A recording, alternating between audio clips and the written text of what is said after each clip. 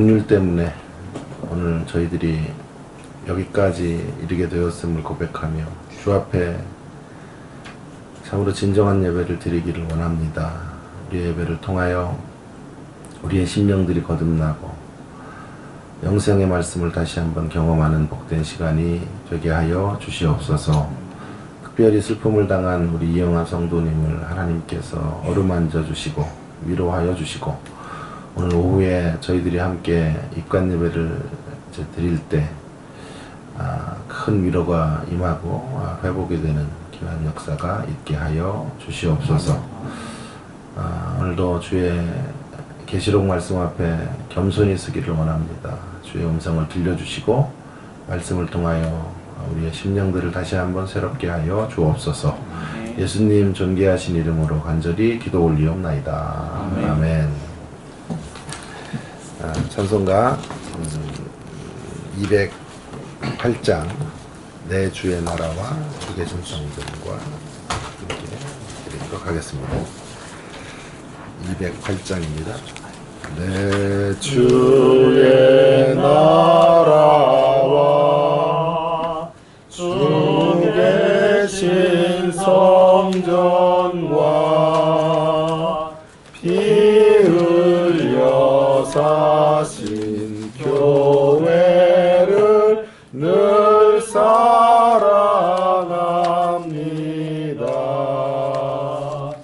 내 주의 교회는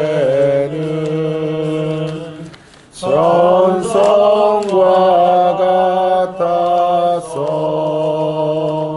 눈동자같이 아끼사 늘 보호하시네.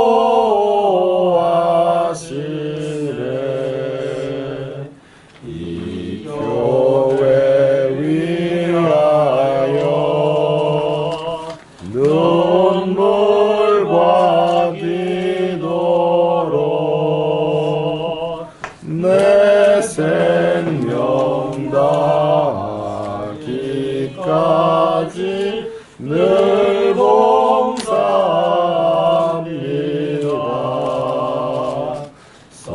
성도의 교제와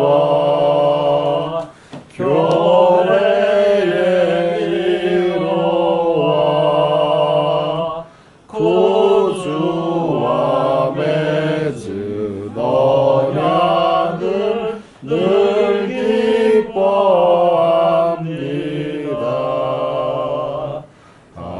하늘의 영광과 베푸신 은혜가 진리와 함께 영원히 시온에 넘치네.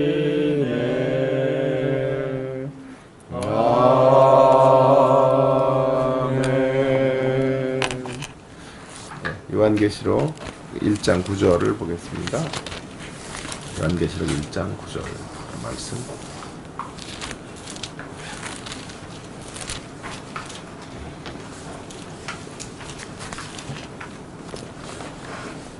구절 제가 읽겠습니다. 나 요한은 너희 형제여 예수의 환난과 나라와 참음에 동참하는 자라. 하나님의 말씀과 예수를 증언하였으므로 말미암아 밤모라 하는 섬에 있었더니.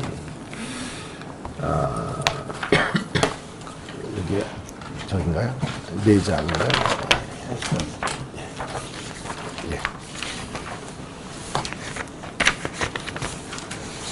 예. 하나, 둘, 셋, 5장이 되겠네요. 이건 조금 비치를 해놓고 시간마다 비치를 해드릴까요? 예, 아니 괜찮을 것 같은데. 예, 괜찮을 것 같습니다. 시간마다 전반 부분에는 도표를 좀 확인하면서 그렇게 진행해 가도록 그렇게 하겠습니다. 집에 가져가시면 또 안 가져오니까 여기다 보관을 해 놓는 것이 좋지 않을까 그런 생각이 드네요. 먼저 오늘 우리가 좀 살펴보게 될 본문은 1장 구절인데요. 1장을 하면서 같이 전체적인 구절을 다시 한번 생각을 해보겠습니다. 사실 1장 구절을 가지고 계시록 전체를 또 요약을 할 수가 있을 것 같은데, 여기 중요한 세 단어에 창념하셔야 됩니다. 하나는 예수의 환란이라는 단어, 또 하나는 나라라는 단어, 참음이라는 단어. 이 세 가지 단어가 계시록의 축약일 수 있어요. 그러니까 요한은 자기 자신을 이렇게 소개하는 것이죠. 나는 환란을 당하고 있습니다. 근데 결론은 뭐냐 하면, 그런데 나는 참음을 만들어낼 수 있습니다. 이렇게 말하는 것이잖아요. 처음과 끝을 얘기해 본다면요. 그런 말이 있지 않아요, 여러분? 위기를 막을 수는 없지만 위기를 어떻게 반응할 수 있는지는 선택할 수 있다. 아주 유명한 말인데요. 위기가 찾아오는 건 우리가 어떻게 손을 쓸 수가 없죠. 뜻하지 않은 날 여러 가지 어려운 사건들이 다가오고, 고난의 복병이 우리를 엄습해 오는 거잖아요.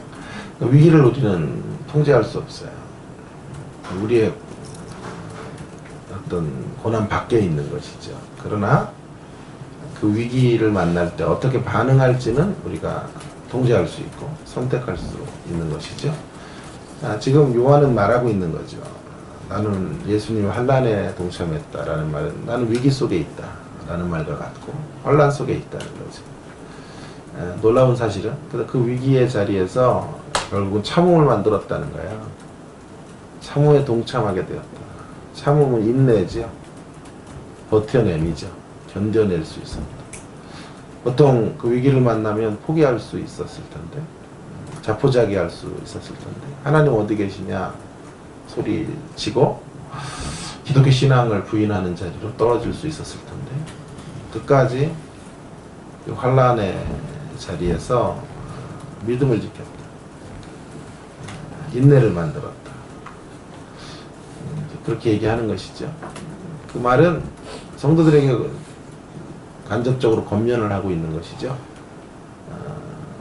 올바른 선택을 해야 된다. 올바른 선택이란 환란을 만날 때 참음을 만들어가는 것이다. 그러고 보니까 요한계시록은 환란의 때에 쓰여진 것이죠. 제가 확정할 수는 없지만 요한계시록의 배경을 AD 95년경에 도미티안 황제 박해시에 쓰여졌다, 이렇게 설정하는 것이 유리하다 말씀을 드렸지 않습니까? 극심한 어려움이 있었을 것으로 예상할 수 있는데, 그런 자리에서 환란을 당하고 있는 거죠. 그런데 많은 이들이 변절을 했을 거예요. 기독교 신앙을 버리고 황제 숭배의 자리에 떨어졌을 것이고, 예수님을 부인하는 자리로 나아갔겠죠.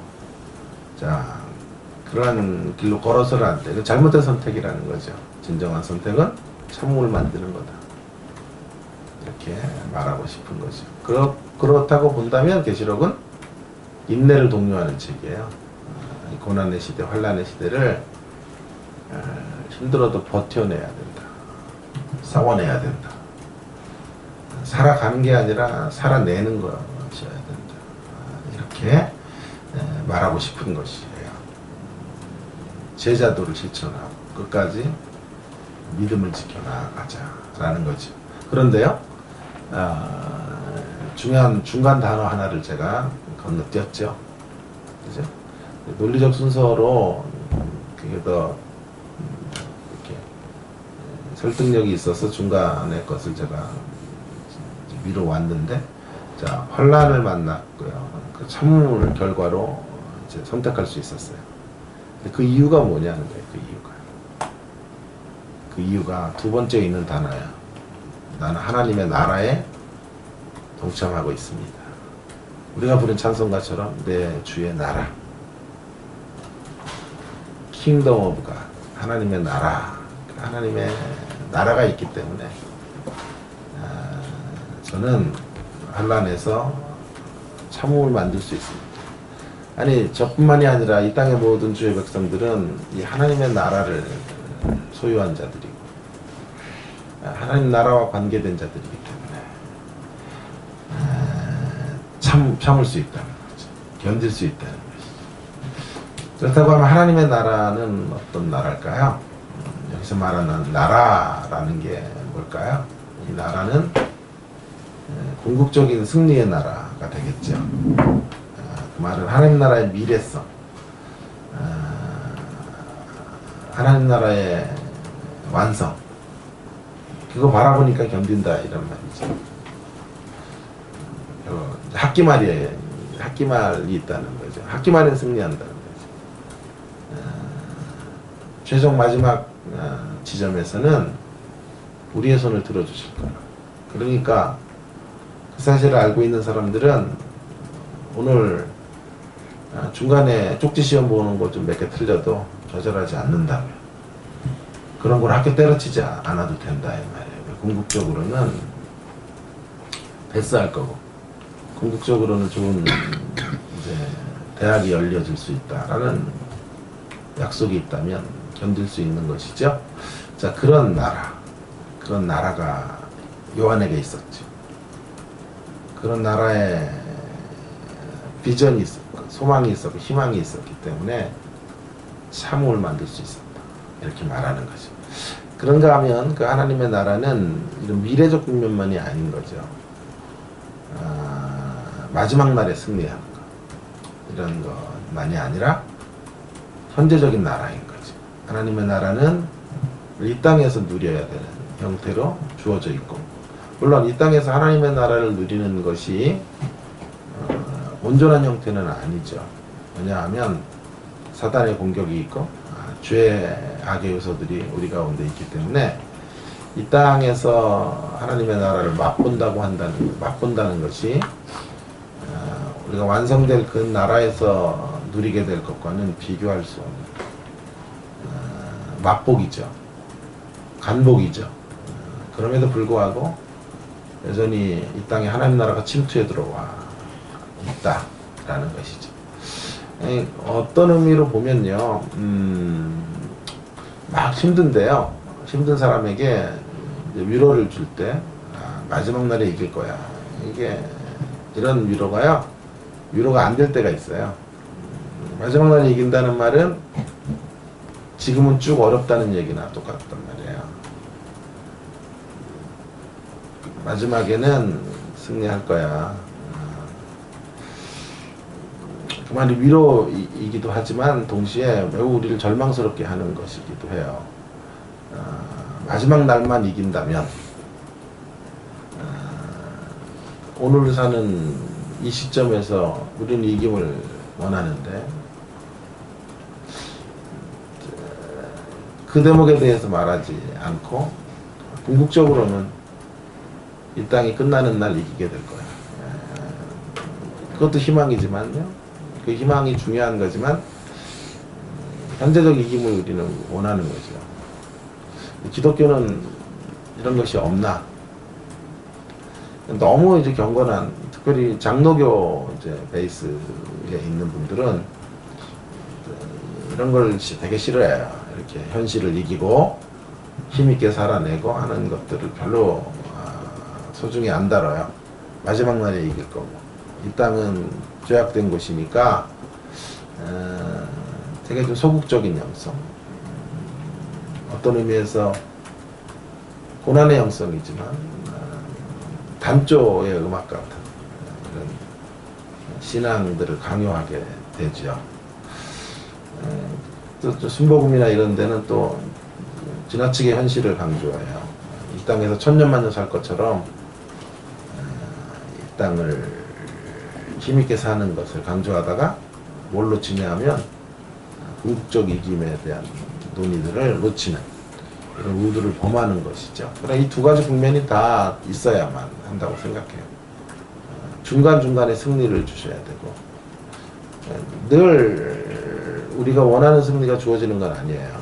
그러나 마지막 날까지 승리를 연장해 가면, 그날에만 승리를 한다고 하면 오늘을 견뎌내기가 너무 힘든 거예요. 그래서 하나님께서 중간중간 그분의 임재를 보여주셔야 되고 증표들을 나타내 주셔야만 우리는 그것들을 징검다리 삼아 궁극적 희망의 자리로 나아갈 수가 있게 되겠죠. 그래서 이 두 가지의 승리를 다 요한은 갖고 있는 거죠. 확신하고 있는 거죠. 하나님의 나라라는 것 안에서. 그리고 보니까요, 현재적으로 요한이 그러면 언제 이겼을까요? 죽어서 하나님 나라 입성해서 이겼다. 이렇게 가면 굉장히 희망이 되겠지만 또 굉장히 절망스러운 이야기일 수도 있다니까요. 오늘은 뭐예요? 오늘 힘든데, 대적들이 오늘 힘들게 하는데 그들을 어떻게 이길 수 있는가 하는 문제를 답하지 않는다면 그 희망은 또 다른 의미의 절망일 수 있다 생각이 드는 거죠. 그래서 놀라운 사실이 하나 벌어졌는데요. 요한이 이렇게 나라에 대한 희망을 갖고 갔는데 궁극적인 승리만이 아니라 현재적인 승리를 꿈꿨는데 바라봤을 텐데, 역사적인 고증이 요한의 현재적인 승리를 이제 이야기를 해주고 있어요. 제가 그런 것들 뭐 오늘 엄청나게 갖고 왔는데 지금 다 다룰 수는 없겠고요. 제가 한번 그 대목만 읽어볼게요. 그 그랜드 오스본이라는 사람이 1000페이지 넘는 요한계시록 책을 쓴 유명한 학자인데요. 그런 이야기를 그의 주석에서 하고 있더군요. 이렇게 제가 읽어볼게요. 이렇게 하나님 나라를 분명히 붙잡고 있는 사람들은 사방에 우겨싸임을 당하여도 쌓이지 않을 수 있습니다. 주님의 중간평가를 위해서 마음을 쏟아붓게 됩니다. 이건 제가 한 얘기네요. 이거는 오스본 얘기가 아니네요. 제가 설명을 한 거고. 근데 놀라운 일이 벌어졌는데, 요한이 반모에 얼마 있었냐 하면요. 이 반모에서 건져짐을 당해야 사실은 하나님의 나라를 현재적으로 맛보는 거란 말이에요. 반모에서 죽었더라. 하나님 나라를 바라보고 궁극적 승리를 바라보고 죽었다 그러면 굉장히 희망이지만 또 절망이라니까요. 현재는 졌다는 거 아니에요. 오늘은 버티다 끝났다는 거 아니에요. 이런 기독교는 우리가 원하는 기독교가 아닌 거죠, 사실. 그런데 요한은 그 나라, 마지막 나라의 승리만이 아니라 현재적인 승리를 꿈꿨는데 그게 이루어졌다는 것을 그랜드 오스본은 말하고 있는 거죠. 자, 읽어볼게요. 이제부터. 요한은 단지 짧은 기간 반모섬에 있었고, 도미티아누스 황제가 죽은 후인 주 96년. 그러니까 제가 이 AD 95년경에 이 배경으로 계시록이 쓰여졌다고 말했잖아요. 그러니까 AD 96년이니까 저 1년밖에 지나지 않았죠. 96년에 네르바 황제의 사면령으로 반모섬을 떠나 에베소로 가는 것을 허락받은 것으로 보입니다. 확증할 수, 100% 확실하다는 게 아니라 교회 역사가들의 증언들을 토대로 본다면 96년에 네르바 황제의 사면령으로 반모에서 에베소로, 만약에 이 주장이 맞다면 굉장히 신빙성 있는 주장이에요.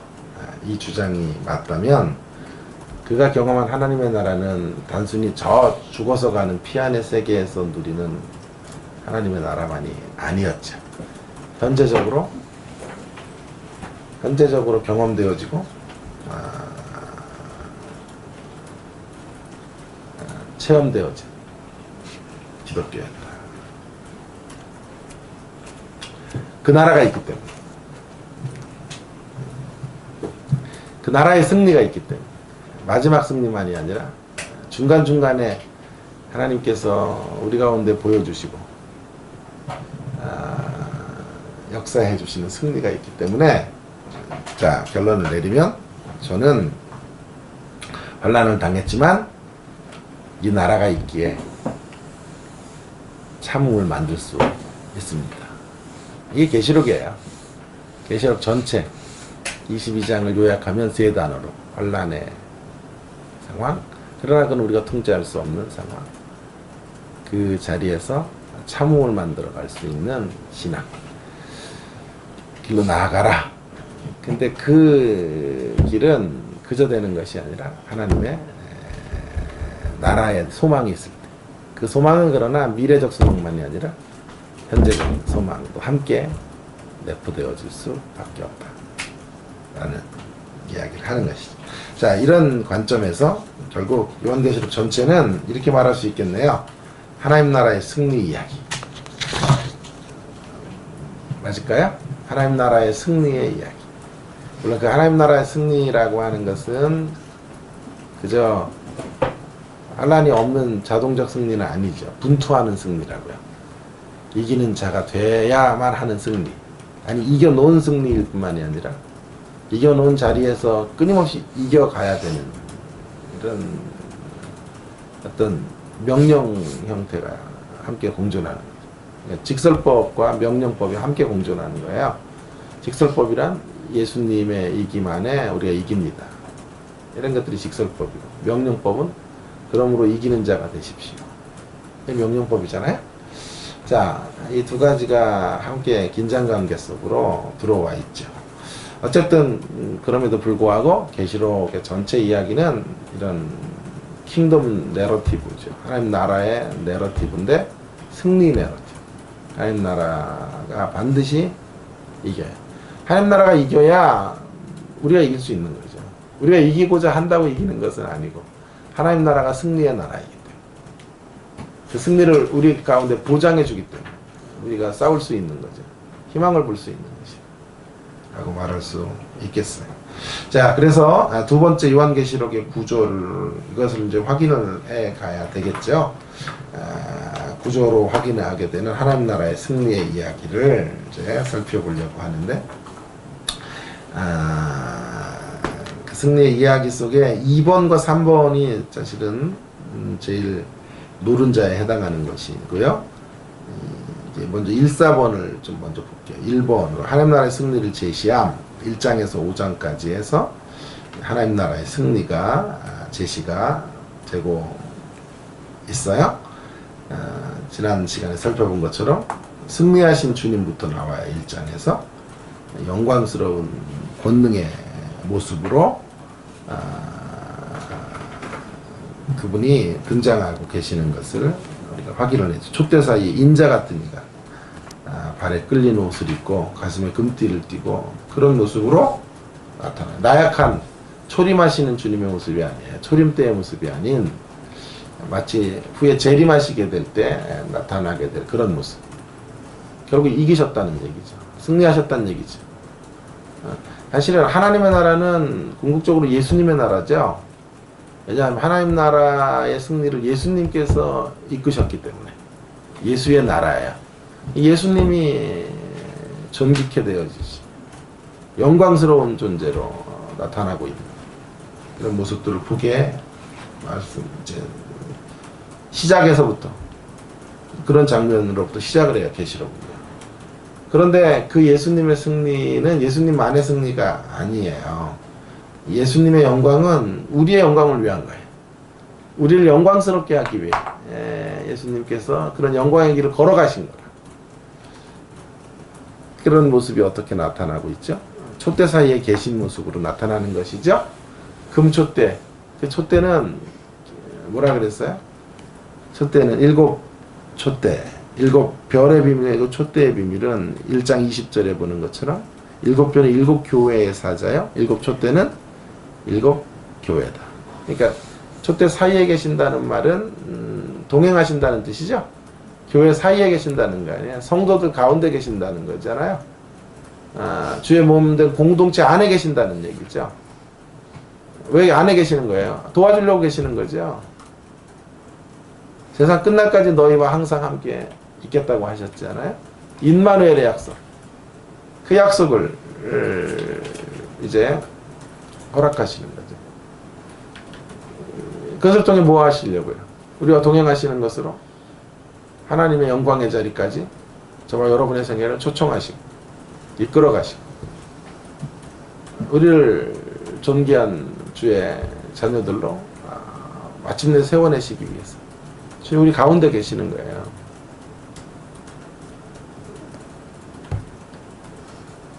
그래서 그런 사람들을 향한 약속에 보좌에 앉게 해주겠다 라는 약속으로 이어진다 그랬어요. 2장과 3장의 7교회 이야기의 거의 끝자락에 하나님이 주신 라우디게아 교회를 향한 약속은 이기는 자에게는 내가 내 보좌에 앉게 해주겠다. 3장 21절이었죠? 예? 3장 21절에 이기는 자들에게 하나님이 앉으신 보좌 옆에 예수님의 보좌, 그 옆에 우리들의 보좌들을 만들어 주시겠다. 거기까지 우리를 초청하시겠다는 거예요. 얼마나 놀라운 하나님의 계획인지. 아낌없이 모든 걸 다 쏟아 부으셔서 신의 성품에 참여하는 데까지 이끌어 가시고 하나님의 수준까지 우리를 초청하시고, 물론 하나님의 수준까지 간다고 해서 우리가 하나님과 맞짱을 뜰 수 있는 그런 건 아니에요. 그런 개념은 아니고요. 피조물로서 하나님의 수준으로 이끌어 가는 거니까 질적인 차이가 있겠죠. 예? 창조주로서의 갖는 수준과 피조물로서 이끌림 받아서 가는 수준은 우리가 아무리 존귀한 자리에 가도 여전히 그분 앞에 경배하는 자로 설 수밖에 없는 것이죠. 그럼에도 불구하고 하나님의 우리를 향하신 계획은 무궁한 축복의 자리, 왕적 통치의 자리, 영광과 권능을 함께 풍성히 나눌 수 있는 자리까지 초청해주고 계시는 것이다. 계시록은 바로 이러한 하나님의 역사들을 우리 가운데 보여줌으로써 위기의 시대를 살아갈 수 있도록, 환란의 시대를 극복해 갈 수 있도록 만들어주시는 이야기가 되겠습니다. 그리고 그 약속이 4장과 5장에서 확인이 되죠. 하늘보좌가 제일 먼저 환상으로 나타나서 그 하늘보좌에 앉으신 예수님의 모습을 보여주고, 하나님의 모습을 일단 보여주고, 예수님의 모습, 24장로들로 대변되어지는 성도들이 천상의 무리로 존재하고 있는 모습들을 보여주는 것을 통하여 우리가 가야 될 지점들이 어디까지인지를 알려주고 있는 것이죠. 그런 하나님 나라의 승리의 이야기, 그 승리의 핵심은 예수님의 승리인데요. 그 예수님의 승리를 우리와 함께 공유하시는 이러한 자리를 하나님께서 허락하실 것을 제시하시고, 그리고 마지막 4번으로 가면요, 그 나라의 승리가 완성이 되어지는 것을 말해주고 있죠. 17장부터 22장에서 그 승리를 위해서는 악의 배후의 세력들이 하나씩 물러가는 것으로 바벨론이 17장과 18장에 물러가고, 19장에 두 짐승이 물러가고, 20장에 용이 물러가는 것을 통해 악의 배후에 있는 강력한 악의 근원적 세력들을 처단하시는 것으로 하나님의 나라가 이제 도래하고 있는 것을, 완성되고 있는 것을 말해주는 거죠. 그런가 하면 또 이렇게 보는 분들도 있어요. 두 여인의 이야기로 하나님 나라의 궁극적 승리를 말하고자 했다. 두 여인은 17장과 18장에 바벨론이 여인으로 의인화되어 있어요. 바벨론은 음녀라 그러죠. 음녀. 여인이에요. 여인.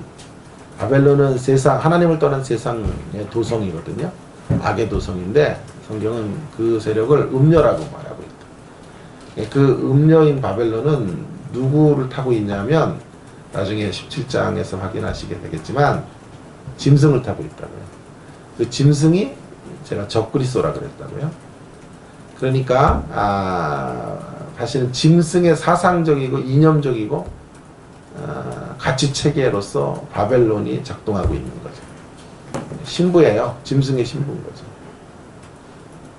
짐승의 신부.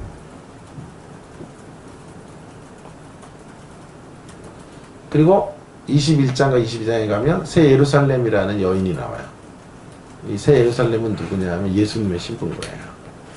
그러니까 성경이 정말 재밌는 책인데요. 성경의 시작은 천지창조로 시작되고요. 성경의 마지막은요, 두 여인의 이야기로 끝나요. 두 여인의 이야기의 핵심이 뭘까요? 그러니까 성경의 마지막 그 엔딩의 강력한 메시지는 제일 중요한 메시지라고 할 수 있겠죠. 엔딩의 메시지는 뭐냐 하면 이렇게 요약될 수 있을 거예요. 바벨론에 동화되지 말고 새 예루살렘으로 살아라. 새 예루살렘은 특징이 뭐냐? 바벨론의 특징은 큰 것으로 수식돼요. 화려한 것으로 수식되는 성이에요. 큰 음료 바벨론, 큰 성 바벨론.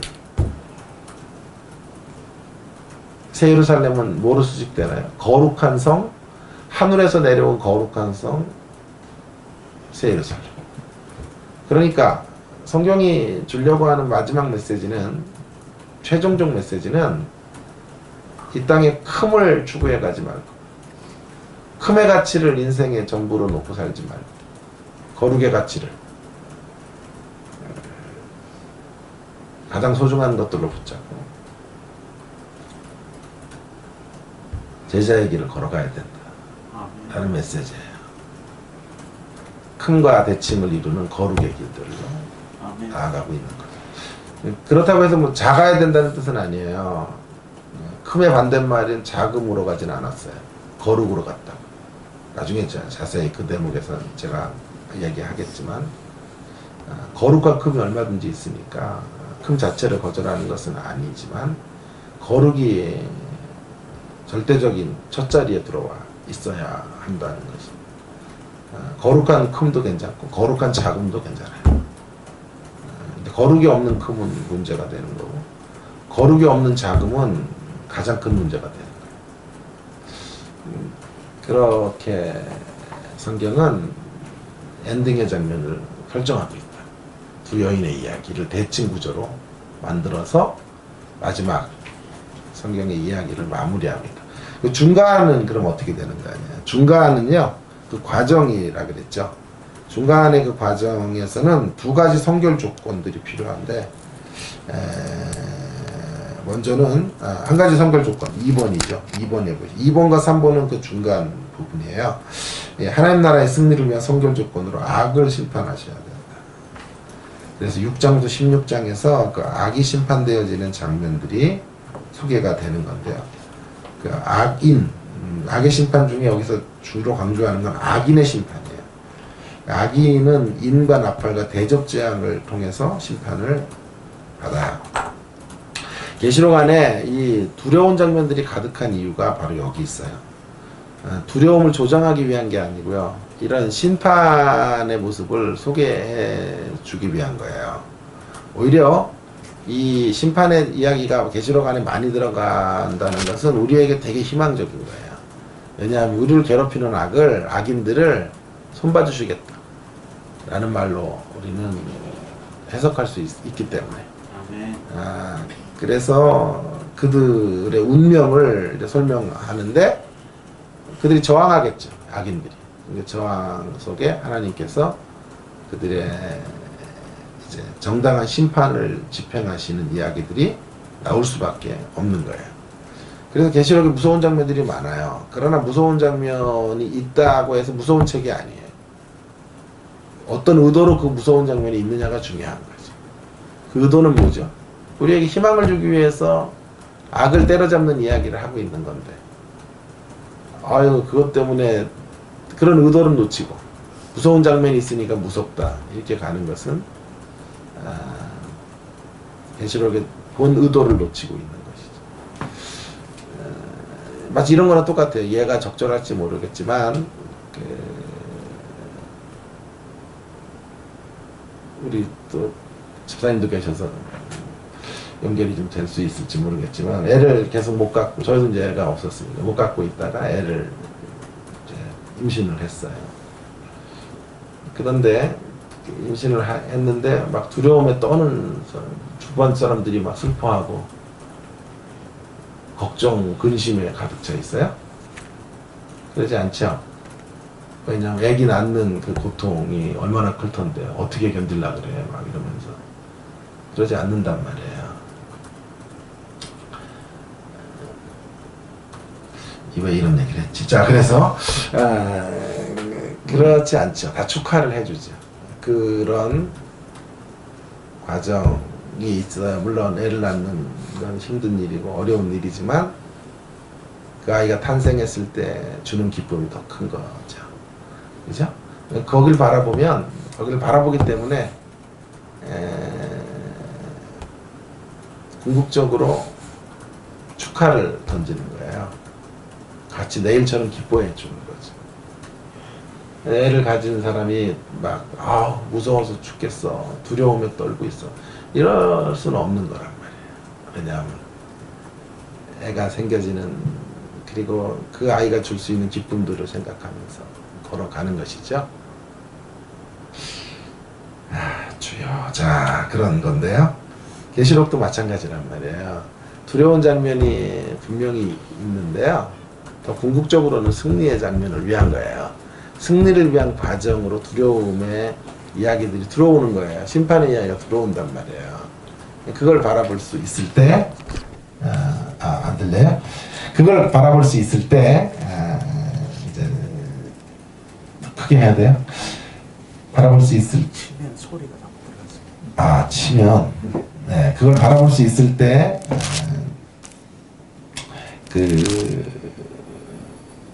희망의 책으로 계시록을 읽을 수가 있는 거예요. 그래서 보세요.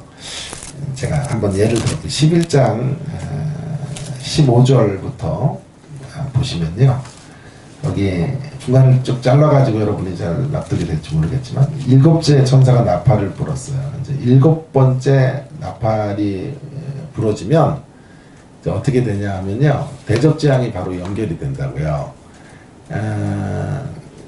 그러니까 자, 좀 중간에 스킵을 해서 제가 나중에 오겠지만, 오늘 나눠드린 프린트물을 한번 보시면요, 재앙의 구조가 어떻게 되어 있냐면, 자, 세 번째 점진적 해석법이라고 하는 게 있죠. 페이지가 한 3페이지 정도 넘기시면 거기에 점진적 해석법이라고 하는 도표가 있나요? 예. 어떤 식으로 이제 구성이 되어 있냐 하면요, 이 중간 6장부터 16장이 이렇게 되어 있어요. 처음부터 6가지 재앙이 이제 나오고요. 6번째와 7번째 사이에 삽입이 혹은 막간이 들어가는 형태. 첫 번째 인재앙을 보세요. 6번째, 7번째 사이에 삽입이 들어가죠. 막간이 들어가고, 7번째 인재앙이 펼쳐지면, 사실 이 도표를 조금 더 정확히 그리면 7번째 인을 조금 더 띄고 밑으로 내리면 나팔재앙 첫 번째 게 시작이 되는 거예요. 7번째 재앙은 무슨 내용이 있는 게 아니라 다음 재앙으로 가는 관문이 된다고요. 그래서 6번째 나팔재앙이 나오고 7번째 나팔재앙 사이에 막간이 있단 말이에요. 그죠? 그 다음에 7번째 나팔은 지금 제가 읽은 11장 15절에서 19절이라고요. 그러니까 이 구절을 보면 7번째 인이 떼어지면 대접재앙이 연결되겠죠. 그렇죠? 대접재앙 첫 번째 게 시작되는 거 아니에요. 네. 그렇다. 그러니까 이게 3가지 재앙이 아닌 거죠. 연결이 되는 세 국면을 말하는 거죠. 하나의 재앙의 3가지 국면들을 이야기하는 거거든요. 근데 인재앙은 4분의 1의 범위까지, 나팔재앙은 3분의 1의 범위까지, 대접재앙은 전체로 가는 구조로 되어 있다고요. 아주 치밀한 구성으로 되어 있는데, 자, 그런데 불규칙적 반응 하나가 있어서 제가 이제 저쪽으로 빼고, 좀 이따 제가 다시 한번 또 돌아오기로 하고, 그러니까 즉 7번째 나팔이 불기 시작하면 결국 재앙이 최종적으로 끝나는 거예요. 전면적인 재앙이 이제 시작되는 거니까, 어떤 의미에서 이 재앙의 마지막 장면인 거죠. 마지막 장면이 7번째 나팔 재앙이라고 할 수 있겠죠. 왜요? 7번째 나팔 재앙이 이제 시작되면 대접 재앙이 연결되니까 대접 재앙이 끝까지 가게 되는 거란 말이에요. 그리고 거기에는 막간이 없어요. 6번째, 7번째 대접 재앙에는. 왜냐하면 이 막간을 두시는 이유는 하나님이 기다리신다는 뜻이거든요. 세상을 손짓하는 거야. 세상을 다 맷때려서 그들을 멸망하는 걸 기뻐하시지 않는다라고 하는 걸 알려주고 있는 건데요. 그러니까 자, 다시 돌아오셔서 11장 15절에서 19절에 보면 그 7번째 나팔을 불었어요. 그러면 이제 여러분이 이제 예상을 해보시라고요. 자, 이 책이 계시록이 정말 두려움의 책이라고 하면 요한이 이제 맨 마지막 재앙을 앞에 두고 있어요. 그러면 매우 무섭게 이 장면을 설정해야 될 것 같아요. 그렇죠? 마지막 무시무시한 재앙을 앞에 두고 있으니까 그 재앙과 연결을 하고 있으니까 설정 자체가 만일 극으로 만든다면 음산한 장면들, 뭐 정말 귀신이 나올 것 같은 이런 장면들, 소름 끼치는 이런 좀 배경들, 어두움으로 처리해 놔야 될 것 같은데, 자 보세요. 그렇게 이야기하질 않아요. 이렇게 말하죠. 일곱째 천사가 나팔을 불매 하늘에 큰 음성이 나서 이르되, 뭐라 그래요? 15절에 세상 나라가 우리 주와 그의 그리스도의 나라가 되어 그가 세세토록 왕노릇 하시리로다. 하나님의 나라가 완성됩니다. 이걸 보고 있는 거죠. 예? 이 재앙이 얼마나 무서운가를 보고 있는 게 아니에요. 요한의 시선은 지금 너무 재앙이 있으니까 두려움에 난 지금 떨고 있습니다. 이렇게 말하는 게 아니에요. 이 재앙이 왜 있어야 되냐 하면 하나님 나라가 궁극적으로 완성되는 길목에 들어와 있는 재앙이라고요. 하나님 나라가 완성되려면 뭐가 있어야 된다고? 악인들이 물러가야 되기 때문에 이 재앙이 필연적으로 도입될 수밖에 없는 것을 요한은 알고 있는 거예요. 그래서 오히려 찬송하고 있죠. 찬송하죠. 16절에 하나님 앞에서 자기 보좌에 앉아있던 24장로가 엎드려 얼굴을 땅에 대고 하나님을 경배하여 이르되 감사합니다. 아니 지금 감사가 나올 때가 아니잖아요. 마지막 재앙을 지금 연결하고 있는 마지막 7번째 재앙, 나팔 재앙에서 너무도 무섭고 너무도 끔찍한 이런 설정들을 할 것 같은데 그렇지 않죠. 그런 심판이 지나고 완성되어질 하나님의 궁극적 나라의 승리, 하나님 나라의 최종적 이김을 내다보고 있는 거예요. 애를 가져서 애가 탄생할 때 그 산모의 고통, 거길 바라보는 게 아니라 그 애가 탄생해서 주는 그 기쁨을 바라보고 있는 거라고요. 집사님, 예? 그 기쁨을 바라보고 있는 거예요. 2배예요. 집사님은 또 쌍둥이까지 됐으니까 그 기쁨. 그래서 우리 모두는 축하하는 거죠. 자, 계시록은 결국 그런 의미에서 두려움에 떨게 하는 책이 아닌 거예요. 축하의 책인 거예요. 기쁨의 책인 거예요. 하나님의 나라의 승리를 예견하고 바라보고 응시하면서 찬송을 만들어 갈 수 있는 책. 그런 요한계시록에 쓰여져 있다. 이 말이에요.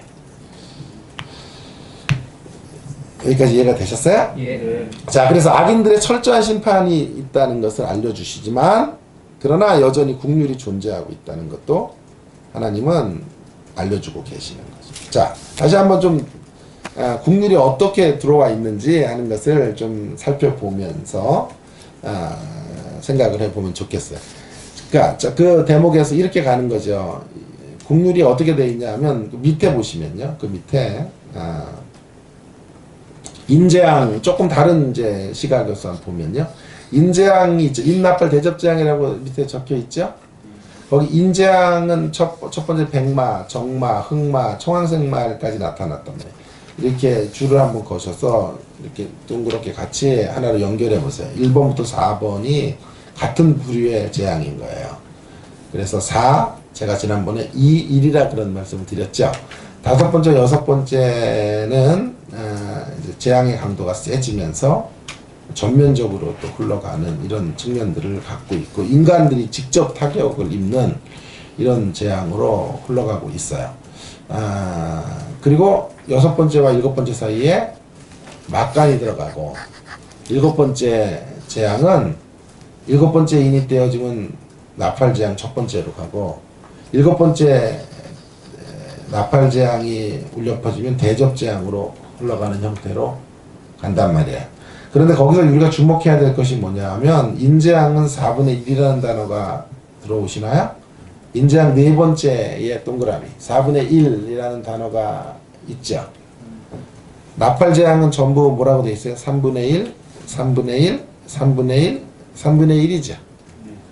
대접 재앙은 땅 전체, 바다 전체, 물 전체, 전체로 흘러가는 구조로 되어 있죠. 왜 이렇게 하시는 걸까요? 한 번에 다 쓸어버리지 않는다는 것이죠. 그러면서 하나님께서 뭘 찾고 계셨는지를 우리 가운데 알려주고 계세요. 9장 20절이에요. 9장 20절. 한번 9장 20절을 볼게요. 9장 20절에 9장 20절에는 이제 6번째 나팔 재앙이 끝나는 자리인데요. 9장 20절에서 이렇게 말하죠. 이 재앙에 죽지 않고 남은 사람들은 손으로 행한 일을 회개하지 아니하고 오히려 여러 귀신과 또는 보거나 듣거나 다니거나 하지 못하는 금은 동 목속의 우상에게 절하고 또 그 살인과 복술과 음행과 도적질을 회개하지 아니하고 계속해서 뭘 강조하냐면 회개하지 않았다. 회개하지 않는다. 이렇게 매를 맞고도 돌아오지 않는다. 돌아오지 않는다는 말을 하고 계시죠? 그 말은 뭐죠? 반대로 뒤집으면 하나님께서 이런 점진적인 재앙을 내리시는 것으로 뭘 기대하고 계시는 거죠? 회개를 기대하는 거죠. 돌아옴의 기회를 주려는 것이죠. 예. 세상을 향해서조차 하나님은 기다리는 분이에요. 그래서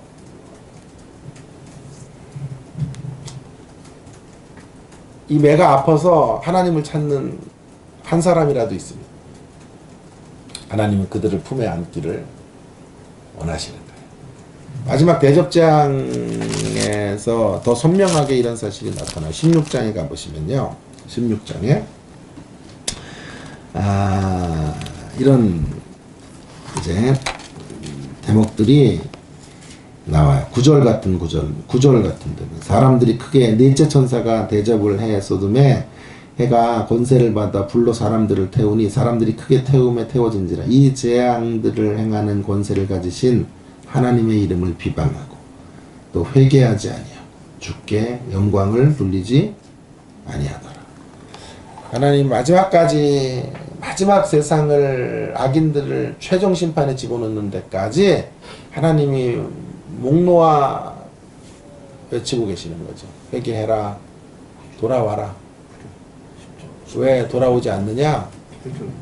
라고 말씀하고 있는 거죠. 그 말은 하나님께서 어떤 인생도 심판으로 끝나기를 원하지 않으신다는 뜻이에요.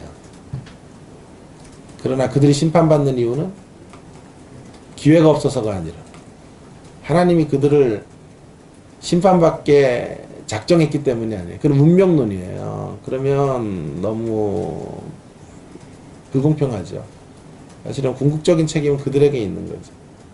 그들이 인생의 기회를 선용하지 못하고 하나님을 찾아야 될 때 하나님에게로 나오지 않아 자신의 패역을 고집하고 살았지.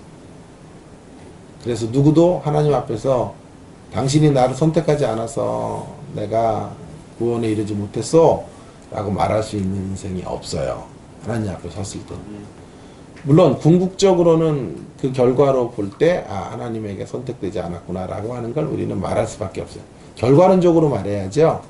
여기서 우리가 이 과정 속에서 이 하나님의 예정을 말하면요 운명론으로 떨어져 버려요. 그럼 전도도 필요 없고 하나님이 작정하신 사람들 중에 구원받기로 정해진 자들이 있을 텐데 뭐 알아서 돌아오겠지.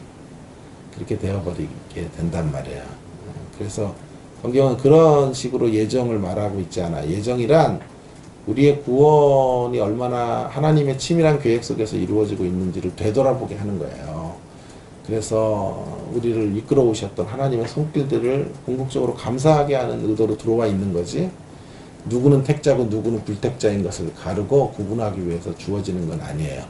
자, 중요한 건 하나님은 끝까지 인생들을 기다리고 계시고 아멘. 손짓하고 계시고 궁극적으로 하나님은 사랑의 하나님이세요. 아멘. 그러나 역시 하나님은 공의를 포기할 수 없어요. 그래서 궁극적인 사랑 안에서 공의를 집행하셔야 되기 때문에 마지막까지 기회를 두시는 것으로 모든 이들을 초청하시고 있어요. 그러나 돌아오지 않을 때 최종적인 대접 심판이 임하게 되는 것이죠. 자, 이런 구조를 통해서 확인하게 되는 것처럼 하나님은 악인들을 반드시 심판하시는 것으로 승리의 교두보를 확보하고 하나님 나라 최종적 완성의 길을 이제 예비하고 계시는 거죠. 이제 3번으로 가면요. 3번. 그런데 그 과정에서 또 한 가지 메시지가 이제 6장부터 16장에 들어오는데, 교회가, 그런 악인들이 심판당하는 자리에 교회가 존재해야 된다고요. 그래서 그 하나님의 교회를 향한 메시지들을 하나님께서 허락해 두시는 거예요. 근데 그 교회를 향한 메시지가, 교회가 그런 세상이 심판당하고 세상이 멸망해 가는 과정 속에 함께 존재할 수밖에 없어요. 그런데 그 교회를 향한 권면들이 필요한 거예요. 그 권면이 세 가지라 그랬어요. 세 가지 막간으로 처리되어 있죠. 하나는 교회의 안전에 대한 이야기. 교회는 확실하게 이깁니다. 교회는 이 재앙을 당하는 대상자들이 아닙니다. 라는 이야기를 하고 싶은 거예요. 성경은요. 그리고 교회는 그 승리를 확신하는 가운데 적당히 인생의 시간을 보내야 되는 공동체가 아니라 그 승리가 확정되어져 있기 때문에 더더욱이 어디로 가요? 사명으로 가요. 끝까지 나아가요. 사명의 땅으로. 그리고 마지막까지 영적인 전투를 벌이며 싸우는 사람들이 돼야 된다. 그래서 세 가지가 이렇게 되는 거예요. 교안, 교사, 교전. 그래서 제가 지난 시간에 말했던 것처럼 333이 완성이 되는 거예요. 3. 전체가 세 덩어리로 되어 있어요. 하나님 나라가 제시되어지고 승리가, 하나님 나라 승리가 어떤 과정을 통해 이루어지는지를 보여주고 승리가 완성되어지는 3. 그 다음에 6장부터 16장의 제일 중요한 대목이 또 3.3이죠. 3.3이잖아요. 재앙 세 가지. 막간 혹은 삽입 세 가지 형태로 흘러가고 있는데, 자, 그 대목을 다시 한번 조금 더 눈여겨보면요. 이렇게 되어져 있단 말이에요. 구절을 보시면서 살펴보면 그 6가지 재앙이 6장, 다시 한번 주목해서 6장 이제 2, 3분만 더 해보겠습니다. 6장에 보면요. 재앙이 6가지까지 나와요. 근데 앞에 4가지는 같은 성격의 기수들이 나타나서 인재앙, 인들이 봉인되어졌던 것들이 떼어지면서 재앙이 세상에 임하는 장면들. 그 6번째 재앙이 나오고요. 6장 12절부터 17절에서. 그다음 7번째 재앙은, 7번째 인은 어디 나온다 그랬어요? 8장에 나오죠. 8장 1절에서 적어도 5절까지가 7번째 인재앙이에요. 그 사이에 막간이 하나 들어간단 말이에요. 그 막간이 7장이었습니다. 7장은 뭐를 말하고 있냐면 14만 4천의 노랫소리가 들려요. 14만 4천이 우리예요. 12 곱하기 12 곱하기 1000. 구약의 12 지파, 신약의 12 사도들의 총합. 그러니까 신구약 성경의 모든 주의 백성들. 1000은 10은 완전수거든요. 그래서 그 신구약 성경에 온전하게 구원받은 하나님의 자녀들 전체를 총칭하는 숫자예요. 혹은 이 1000을 군대수라고도 말할 수 있어요. 그러면 영적 군사들로 부름받은 하나님의 백성들 모두가 승리합니다. 그리고 7장의 마지막은 어떻게 끝났냐면요. 주님이 우리를 생명수 샘으로 이끌어 주셔서 우리의 모든 눈물을 씻어 주시고 주님이 텐트 안에 우리를 들어가게 하셔서 우리와 함께 한 장막 속에 거하시는 장면들로 끝을 맺어요. 하나님의 백성들이 반드시 이길 거예요. 반드시 승리하게 될 것을 말씀해주고 있는 거죠. 자, 그 다음에 7번째 인이 나오고 이제 대접장이 시작이 돼요. 8장과 9장에서 6개까지 나온다 그랬어요. 그러면 만약에 현명한 그냥 4:1의 구조가 아니었다면 어떻게 나누면 좋아요? 3:3으로 나누면 제일 좋겠죠. 배분을 한다면요. 앞에 8장에서 3재앙 다루고 9장에서 3재앙 다루면 제일 좋겠는데 그렇게 다루질 않고요. 8장에서 4가지 재앙을 다루고 9장에서 2가지 재앙을 다룬단 말이에요. 이해가 되셨어요? 네. 자, 그리고 7번째 나팔이 어디 나오냐 하면 9장을 다루고 7번째 나팔은 11장 15절에서 나온다니까요. 그 사이에 몇 장이 빠져 있어요? 10장에서 11장 14절이 빠져 있죠. 예? 10장에서 11장 14절까지의 내용은 뭐냐 하면 10장의 마지막 구절은 책을 먹고 다시 예언해라. 다시 가야 된다는 거예요.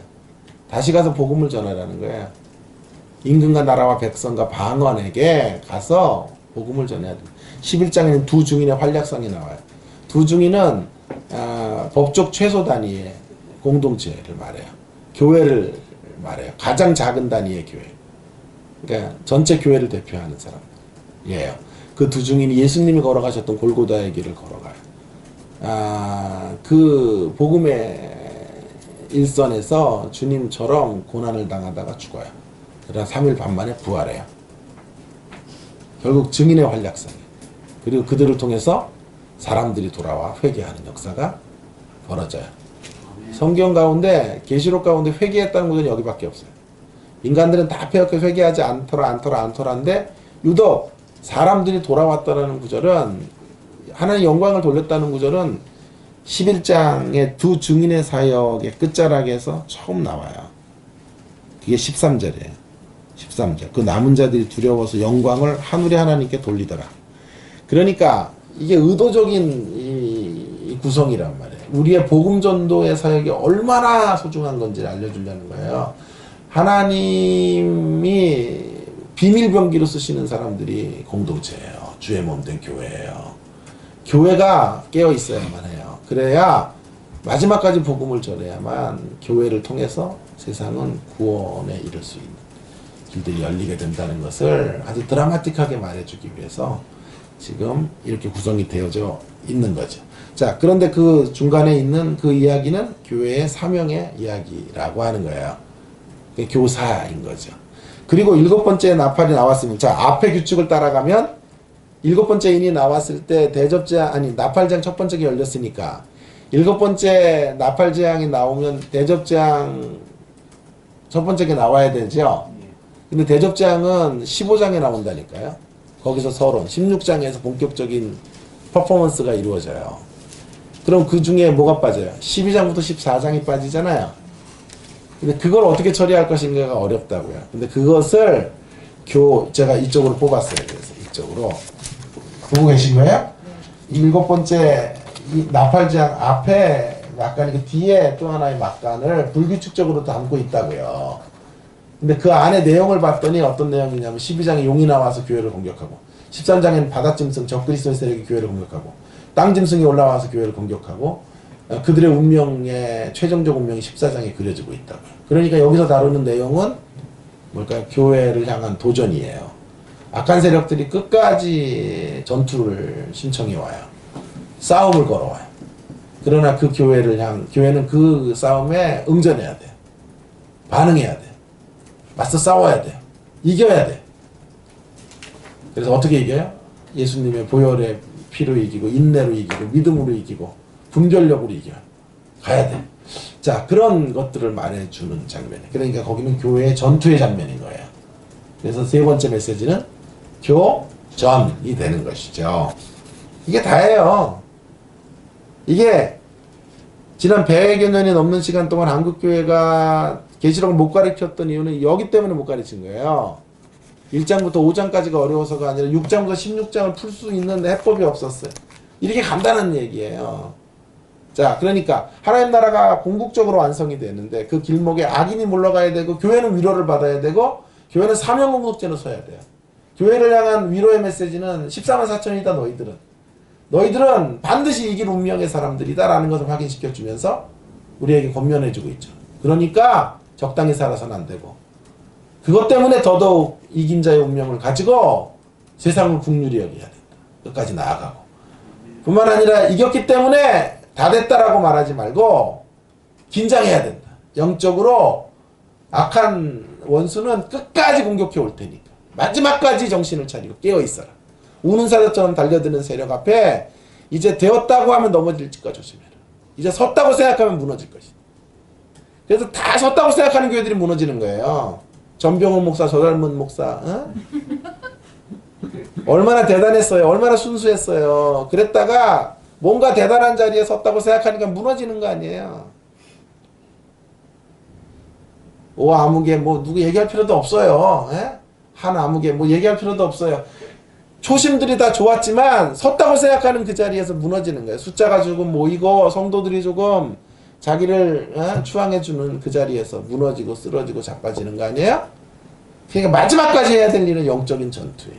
아멘. 끝까지 긴장하시며 허리를 동이고 믿음의 길들을 걸어가셔야 합니다. 아멘. 라는 메시지를 주는 거죠.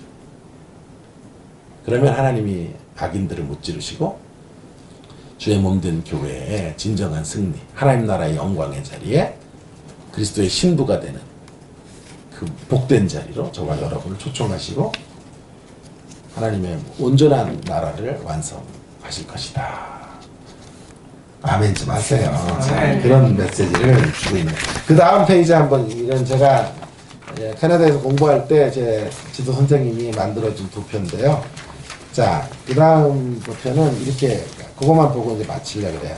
자, 보세요. 거기 세일이 나오고, 트럼펫이 나오고, 볼이 나오죠? 볼즈가 나오죠? 세일이 인이에요. 나팔, 트럼펫이 나팔 재앙이고, 볼즈가 대접 재앙이잖아요.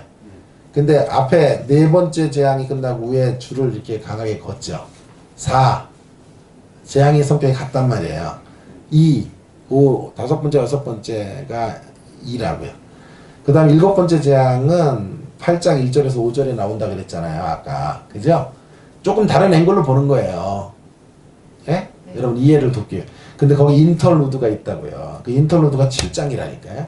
여기다 뭐라고 쓰면 되겠어요? 교회의 안전, 교안이라고 쓰면 되겠죠.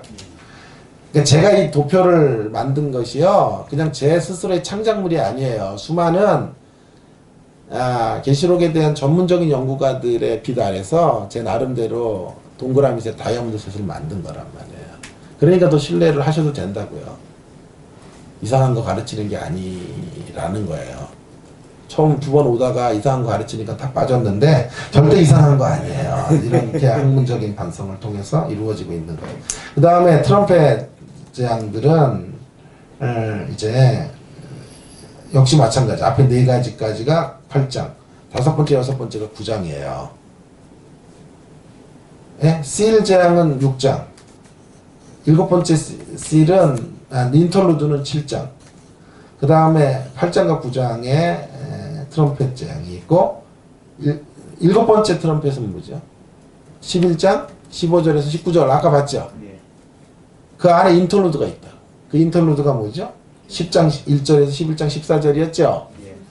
다시 가라는 거였고, 두 증인의 활약상이었잖아요. 그죠?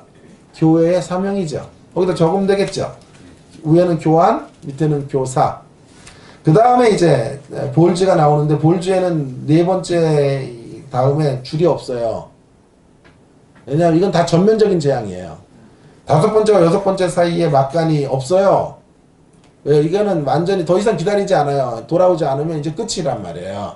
문을 닫는 거예요. 최종적으로. 그렇기 때문에 그냥 스트레이트로 7개 재앙이 다 나와요. 근데 문제는 뭐냐 하면 그 중간에 애매하게 걸려있는 게 드래곤 두 짐승 그 결과를 나오는 12장부터 14장이란 말이에요. 여길 처리하기가 힘들다고. 근데 우리가 막 박사학위 논문 써가지고 뭐 그거 할 사람들 아닙니까? 이해하기 좋도록 이 대목을 세 번째 막간으로 처리하자고 저는 제안하고 싶은 거예요. 제 말 이해가 되시죠? 세 번째 막간을 처리해서 거기다 다이아몬드 표시를, 인터루드 첫 번째 다이아몬드, 두 번째 인터루드 10장의 다이아몬드, 여기다 다이아몬드를 처리해서 거기다가 이렇게 적어 놓으면 되겠죠. 교회의 전투의 장면을 다루고 있는 거죠. 그러면 666은 어디 와 있어요? 여기 14장에 들어와 있는 게 666이에요. 이런 전체 문맥 안에 666이 왜 들어왔는지를 설명해야 돼요. 그냥 666을 따로 떼가지고 문맥과 상관없이 지 마음대로 해석하고 바코드니 어쩌고 떠들고 하면 안 되고, 이런 영적인 교훈들 안에, 이런 교회를 향한 메시지 안에 666의 메시지가 왜 들어와 있고, 그 666을 향한 교회의 처방이 무언지를 알려주고자 하는 메시지란 말이에요. 이런 구조로 3.3이 완성이 되는 거죠. 그리고 하나님 나라가 완성되는 구조. 다음 시간에 조금 더 살펴보고 디테일하게 구조들을 아주 간단하고 계시록만큼 영유한 책이 없어요. 알면 너무 쉬운 책, 너무 재미나는 책으로 하나님께서 우리에게 주셨고, 이 전체 구조를 통해서 맨날 제가 3번은 못해요. 계시록 올바른 읽기는 이제 소망과 희망의 책, 예수님 안에 종말이 들어와 있다는 것을 강조하는 책, 복음의 이야기예요. 복음의 기쁜 소식의 이야기. 성도들의 영적인 유익을 위해서 신학자들의 전유물이 아니에요. 계시록은 우리가 계시록을 읽어야 된다라는 것이죠. 우리 함께 찬송을 부르고 이제 개인 기도와 합심 기도와 개인 기도를 같이 이어가도록 하겠습니다. 좋으신 하나님과 함께 찬양하도록 하겠습니다.